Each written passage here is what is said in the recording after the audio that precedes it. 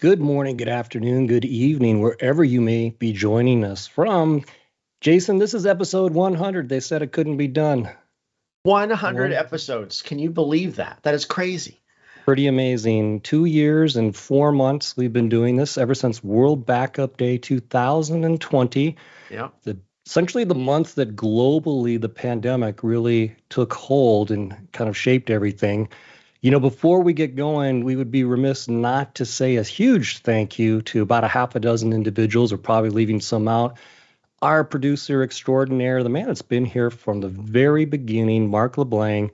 You can't hear him, you can't see him, but everything that's happening, the wizard behind the curtain is Mark. Huge shout out to him. We've got Katrinell, we've got Alina, Felicia, Sylvia, and Will that comes in pitch hitting at times as well. And there's many more, but just want to make the point that there's a lot of people that combine globally to make this go. And Jason, since I said globally, it's time for the world map. Do want to give a shout out to everyone and say, hey, can you do us a favor and put in the comments of whatever platform you're viewing us from, where you might be tuning in from. And as always, if you have any comments or questions, feel free to throw those into your comment section on LinkedIn, Twitter, YouTube, Facebook. We do have a social team globally that's monitoring that. And globally, Romania in particular is where we've got someone keeping an eye on all of these platforms.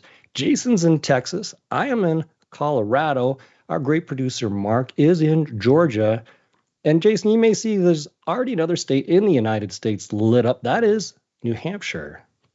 New Hampshire. That's always scary to me when New Hampshire weighs in on these webcasts, because it typically means that we're being watched by none other than the great, the famous, the only Danny Allan. Welcome to the show, and thanks for joining us for number 100.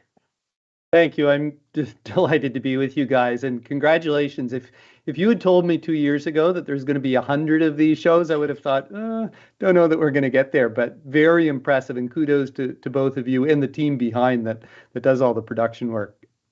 Yeah, if you told me 2 years ago there'd be an episode 100, I might have said no thank you. But this has been absolutely fantastic to do, and Dave's been a fantastic partner all the way through it all.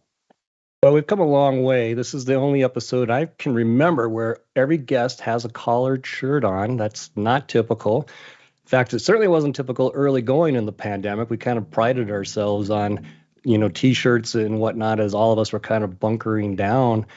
But, Danny, so much we want to talk to you about. You are Chief Technology Officer and Senior Vice President at Veeam here now. Been here for 5 years, and we'll dig into a little bit of what you've seen and everything. But Jason, where should we take the conversation with Danny first?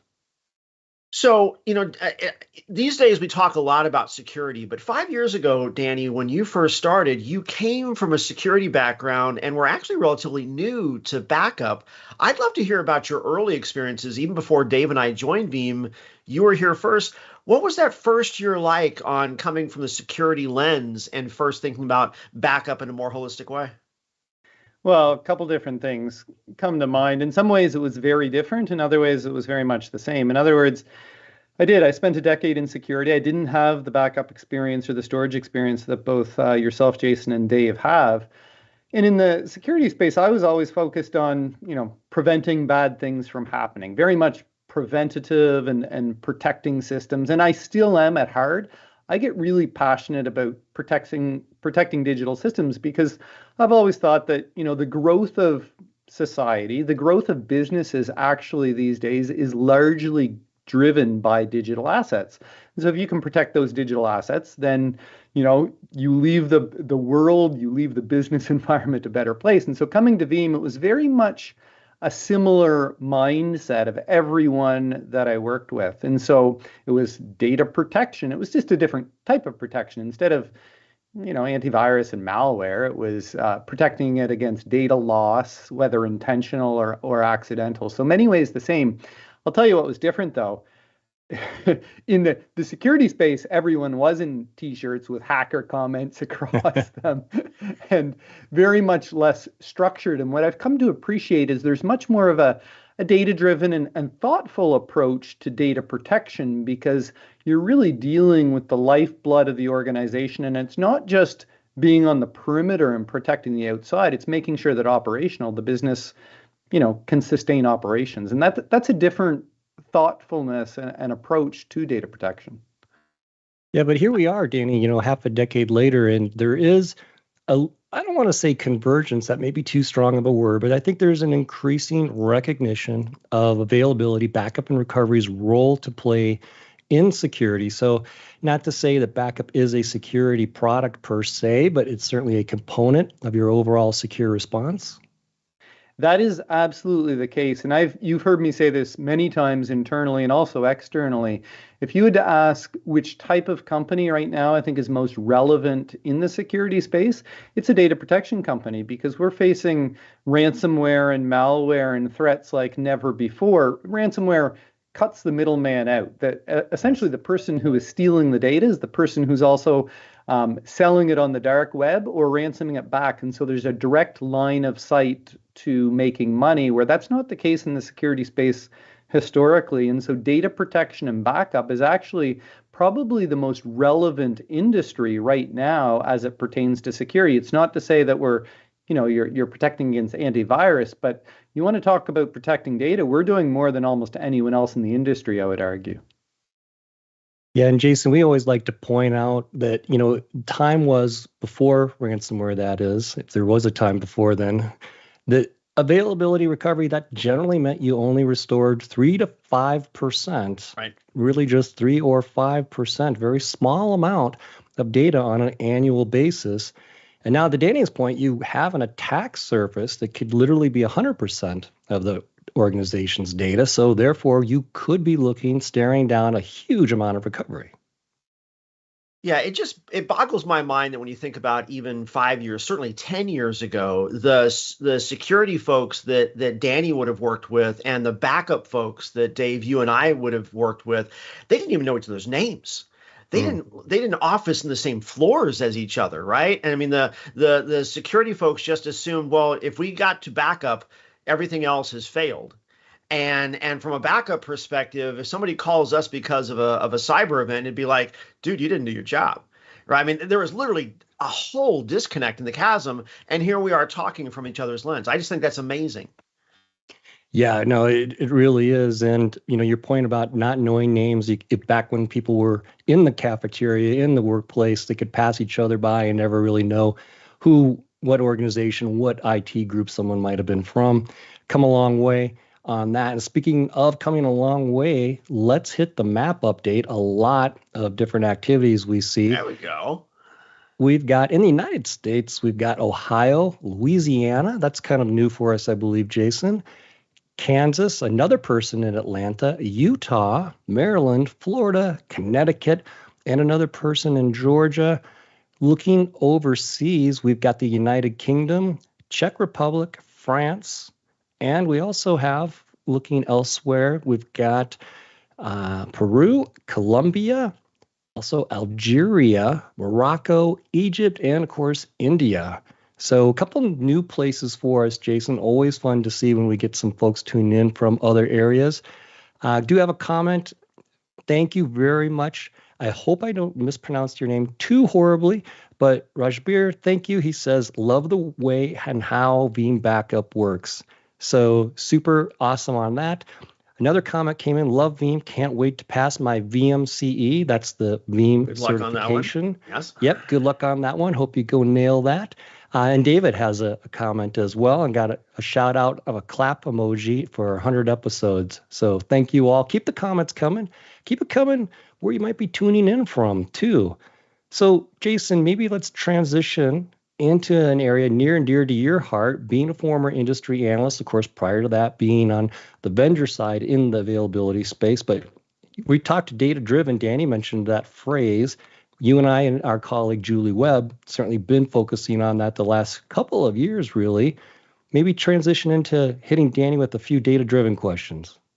Yeah, as the first time I ever met Danny, I was an industry analyst, and we were aggregating the latest industry data on, hey, what's going on in data protection? What are customers asking for? And the whole idea was to empower CTOs like Danny on what they should be building, or how aligned is the company to what the market is asking for. So I'm going to put you on the spot for a second, Danny. I know this is something that you've seen a little bit before, but we've got two major reports that Dave and I have been talking about throughout the year.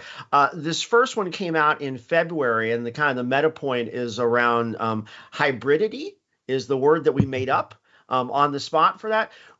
From your industry experience, you've been doing this a long time, 49% of workloads now cloud hosted, the other 51% in the data center, with some pretty good balance between physical and virtual. When you see trend lines like this, what does that make you think about, and how should people be thinking about it moving forward?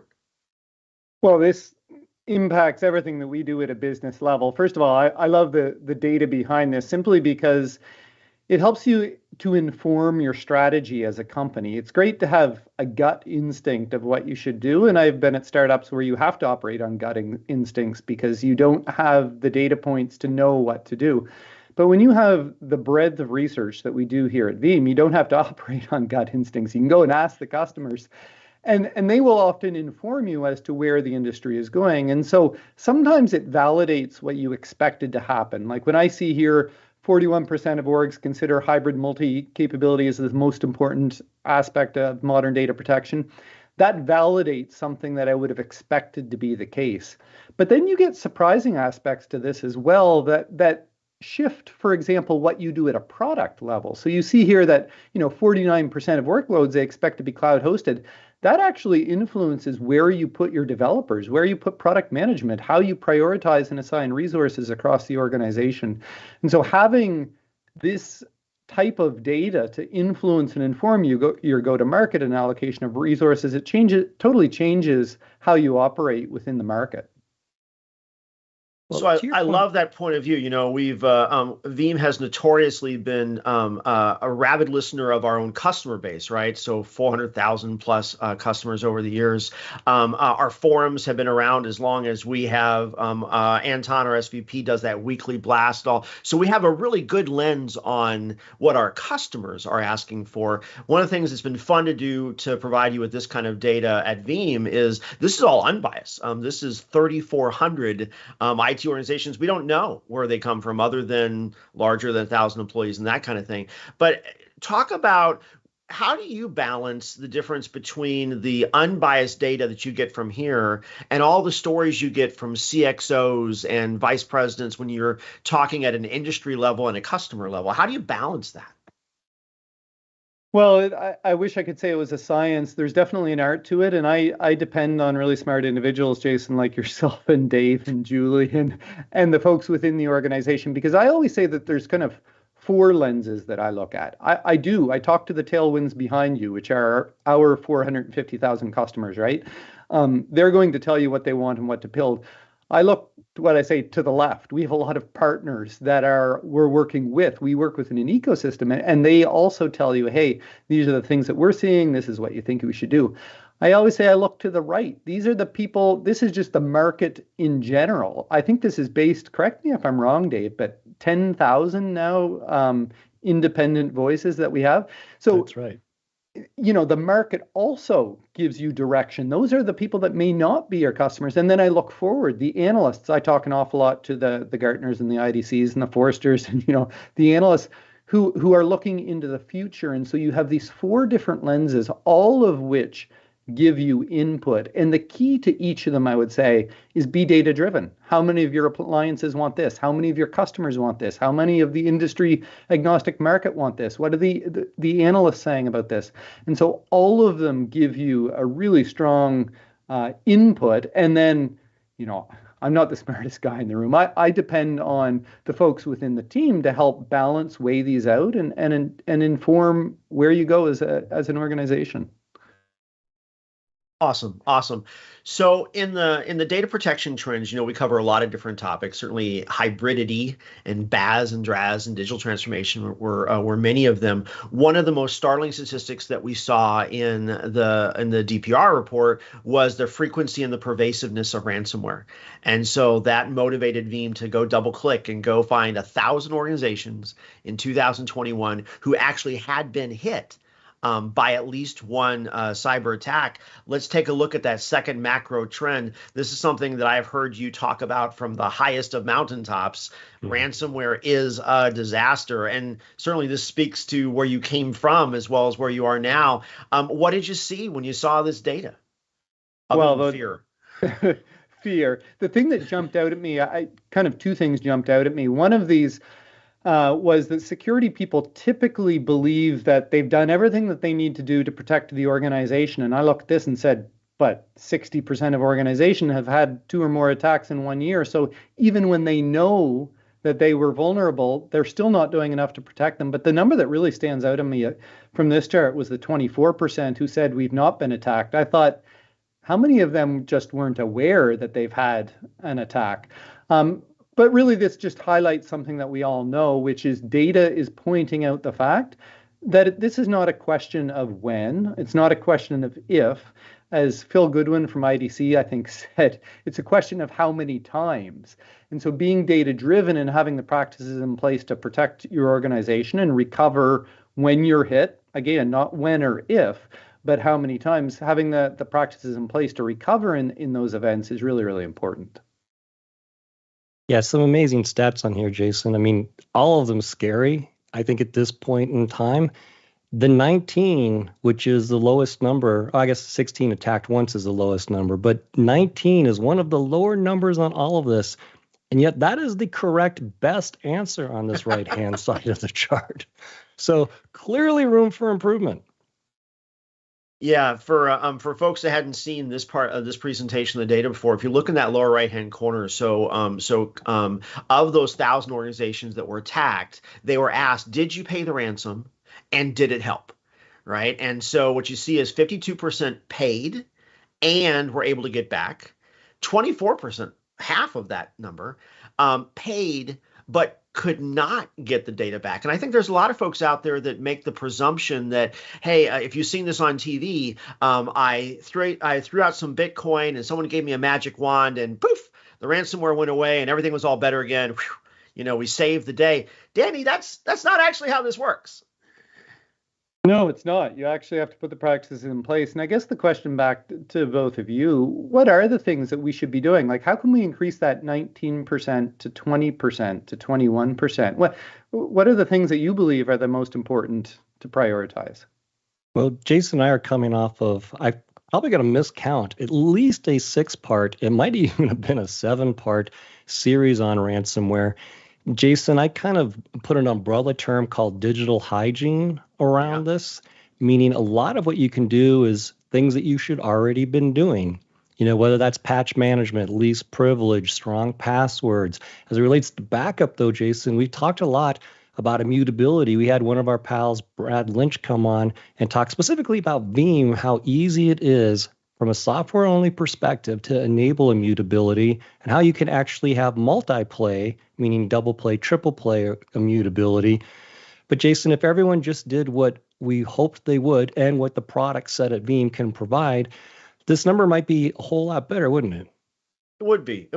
I would just pile on from what should you be doing about this? When we talk about the dichotomy between traditional security and traditional backup, we often think about those as synonymous with proactive versus reactive, right? The security folks are the proactive preventers, and then the backup folks are the reactive recovery, restore, those kinds of folks. But there is some proactive things that the backup side of the coin should be doing, most notably validation, right? I mean, you ought to be testing your ability to actually restore, not just checking the logs, not just reading the media. You should be practicing and proactively testing. Can you actually restore before you need it? And it's surprising to me how few people are actually doing that with most technologies today. Now, in fairness, it's hard, right? If the backup software isn't doing it for you, it is hard to do that as a manual process. So I get why the other folks aren't doing it, but that's the thing I would pile on from that along the way. While we're on the stats, though, I want to scare people one more time because this is such a big deal. Danny, take a look at the stats. I don't know, right-hand side, low left-hand corner. The two numbers that it scared the bejeebies out of me, and I had to go back and revalidate it to make sure it wasn't an error. Almost half of data gets encrypted on a successful attack, 47%. And of that which is encrypted, only 69% was on average restorable. Again, not Veeam customers, Microsoft, IBM, there's no vendor attachment here. So back of the napkin, 70% of 50%. So roughly it's 16, 17% true data loss doesn't come back each and every time you get attacked, right? I mean, how do you spend a lot of time talking to the board? How, as a C-level exec, how do you tell the board we just lost 17% of the data and there's no do-overs? How do you do that? That is not a message you want to give to the board if you want to keep your job, clearly.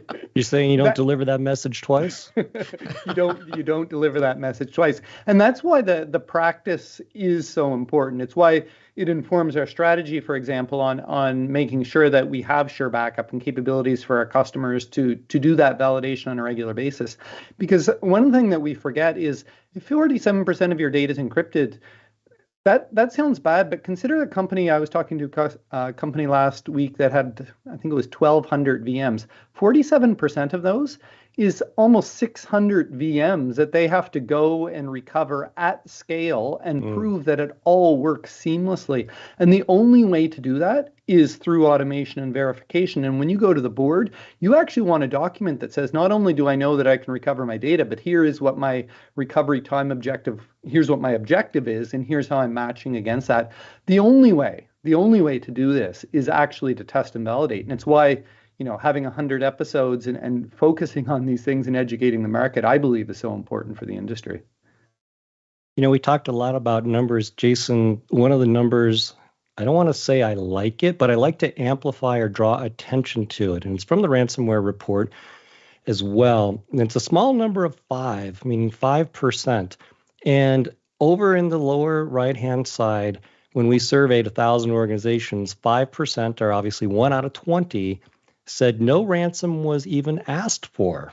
Right. So I liken that to arson, not extortion. I'm just here to do harm.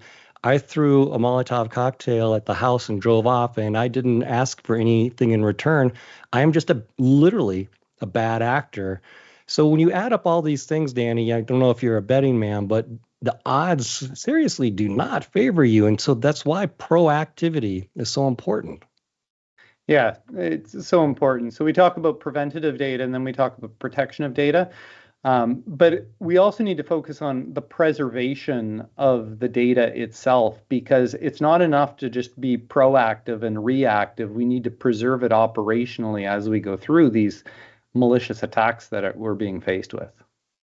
I've got one that just popped into my mind because Jason and I were riffing about how can we stump Danny live. And so you obviously security background, so you're probably well familiar with this. I was not until recently. Our pal Chris Hoff, actually, I think, is the one that surfaced this to me. Even if you pay the ransom, that doesn't mean, to Jason's point, like magic key happens. As we saw, sometimes you pay the ransom, you still don't get the data back for whatever reason. But even if you pay the ransom, you get the key, the unencryption key.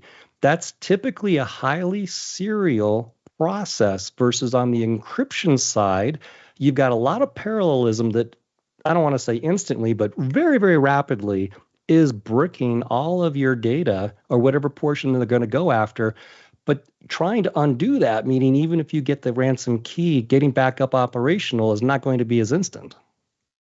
Yeah, it's 100% the case. And it's why we focus on, I talked about the data-driven model informing how we build things here at Veeam. That is totally the case. And it's why we focus on things like asynchronous I/O and prefetch block look ahead so that we can recover 600 systems simultaneously, because getting the key is great. But if you have to recover those 1 VM by 1 VM and test it, that is a very painful, lengthy, not just week-long process, but can be a month-long process. And so it's why I say this informs our product strategy and how we design and architect the products and how we bring features out to market here at Veeam. Outstanding. Jason, before we pepper Danny with the future, let's go hit the map one more time. We've got a couple updates. Another person from California in the United States has come in. Also, we've got Germany in Europe, and I think this is a new one for us, I believe, Jason, Barbados, which we should probably go visit that person, live and in person. Maybe we'll do episode 101 from their place. We could do worse. We could do worse for sure. Now, all right, so we got about 4 minutes left. So, a lot of times when we have guests on, we always want to give final word, but you got a few minutes left as far as you're 5 years in, five and a half almost years at Veeam. Aside from the data that you get from these sources, how do you grow? And also how do you take that forward? How should we be thinking about growth in this industry? Well, at an individual level, and I always start with the individual, it's very much a mindset. It's right. Too many people believe that they know everything there is to know. And I'll tell you one segment of the industry that is very humbling. It is the security and data protection markets, because you never know everything. The markets are evolving so quickly that the only way to keep up is to continue to learn and to hire really smart people and ask them questions. And so growth at an individual level is very much a mindset. You should always be asking help from others. You should always be recognizing that there are people that know more than you. But then at a company level, how do we continue to grow? Here's the incredible thing about Veeam. We're a $1 billion plus company. We've crossed that landmark a while ago. But the opportunity, the growth for Veeam actually is simply because the technology market is growing so fast. When I started, we were talking about virtualization, but since I joined here, we've seen an explosion in cloud-hosted workloads, in Kubernetes, and things moving to SaaS. And so at a company level, one of the things that we're blessed by here at Veeam is that there's just so many more things that need protecting. And so at a company level, we have the opportunity not just to learn from our customers, but to just observe what is happening and to continue on focusing on helping our customers protect all these new and emerging workloads. Awesome. Very well said. Danny, thank you so much for taking the time to visit with us. I believe we caught you on one of the rare moments you're not in transit to or from some location other than home. So appreciate that. Want to give a shout out and tease this Friday on our Tech Bites. We're going to have our buddies Rick Vanover and Madalena Cristal discussing the Veeam Community Hub, which is a way for Veeam user group activity to be assisted by Veeam capabilities, and they'll go through what those are online, as well as how people can participate even more than they might be already in the community experience. And then, Jason, 1 week from today, actually just dropped, I'm going to look about 5 hours ago. Yep. We got the Gartner Magic Quadrant that just hit for 2022. Now, we're not allowed, or vendors are not supposed to publish anything about the Magic Quadrant, meaning release the graphic or say anything too much in specifics. You can say some things at kind of a high level, but 48 hours from when it goes live. So that's going to be Wednesday. Yep. You'll see some of the vendors that will be promoting this. And Veeam, we've always done free reprints of this, and we actually lead Gartner, all the different vendors that show or offer reprint capabilities. But Jason, we've done it a couple times. We're going to riff and break it down again, this new one, 1 week from today. Yeah, we do get a little bit of a spoiler alert, a little bit of a tease, right? So Gartner named a leader again. I don't know. Can we tell them how many times or any year? Anyway, happy, really excited, leader, yeah, proud of where we show, something like this ish. So we'll be breaking it down and talking about where everybody is, why it matters, and then also the Veeam perspective on it. So it'll be fun. Awesome. Thank you, everyone, for tuning in. Stay safe, stay positive, and we'll see you on episode 101.